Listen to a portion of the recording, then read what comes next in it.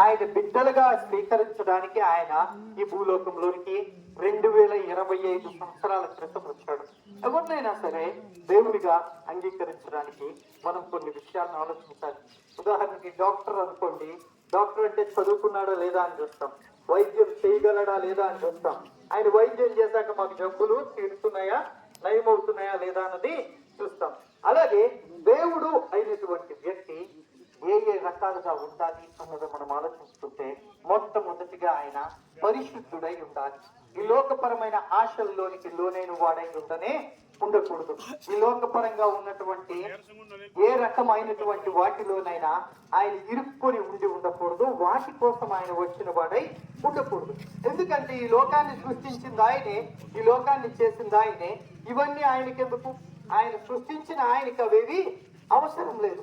అలాంటి దేవుడు మా పట్ల ఉన్నాడు. ఆయన పరిశుద్ధుడుగా ఈ భూలోకంలోకి 2025 సంవత్సరాల క్రితం వచ్చాడు.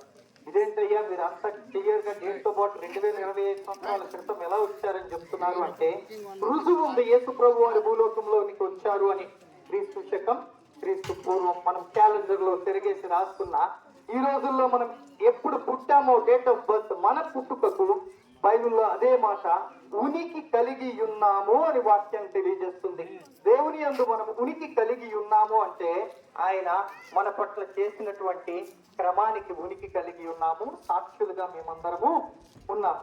మేమందరము రకరకాలైన వ్యక్తులము, రకరకాలైన ప్రాంతాలలో ఉన్నవారమే. కానీ దేవుడు మా అందరినీ జతపరిచి ఒకే ఒక్క పనిని అప్పగించాడు. ఏంటి అంటే మాకు సాక్షులై ఉండుడి. ఆయనకి సాక్షులుగా మమ్మల్ని ఎందుకు ఉండమన్నాడు అంటే మమ్మల్ని చక్కదిద్దాడు కనుక. ఒక డాక్టర్ గారు మంచి ట్రీట్మెంట్ చేస్తున్నారు అనుకోండి, ఎవరో ఒకరు వ్యాధిగ్రస్తులు మీకు కనబడ్డారు, ఆయన గురించి మీరు చెప్తారా చెప్పరా? చెప్తారు. ఫలానా డాక్టర్ దగ్గరికి వెళ్ళండి, మీకు ఈ జ్వరం తగ్గిపోద్ది, ఈ వ్యాధి తగ్గిపోద్దని. అలాగే మా అందరిలో కూడా పాపమన్న వ్యాధి ఉంది. ఆ పాపమన్న వ్యాధి నుండి మమ్మల్ని విడిపించింది యేసు ప్రభు వారు ఒక్కరైన భూలోకంలో. ఆయన గురించి మేము చెప్పడానికి వచ్చాం. ఆయన ఏం చేశాడు అంటే మా పాపాల కోసం మాకు ప్రతిగా సిలువలో బలయ్యాడు. సిలువలో బలి అయి మేము చెల్లించాల్సిన వాటి తాలూకా క్రయధనం అంతటిని చెల్లించాడు. చెల్లించిన ఆయన మా దగ్గర నుండి ఏది ఆశించలేదు, మాకు ఉచితంగానే ఇచ్చాడు. ఉచితంగా ఇచ్చిన ఆయన చెప్పింది ఏంటి అంటే ఆయన్ని నమ్ముకోవాలంటే ఏవేవో బలి ఇవ్వమని కానీ ఏవేవో చెయ్యమని కానీ ఏవి కోరుకోలేదు మా దగ్గర నుండి.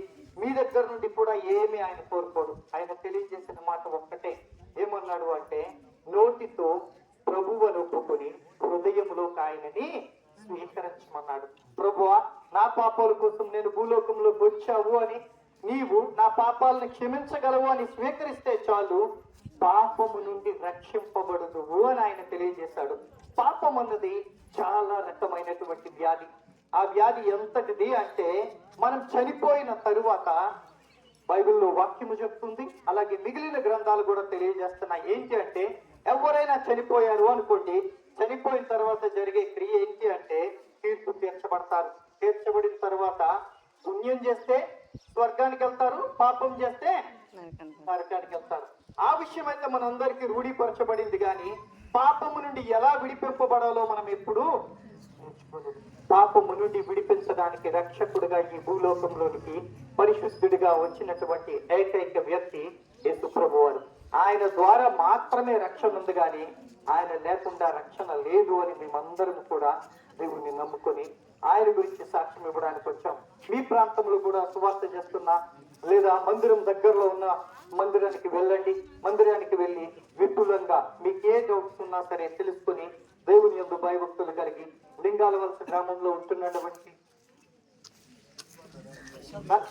ప్రసాదాన్ని డుంబా ప్రసాద్ అనే పరిచర్య ఇక్కడ ఉంది కనుక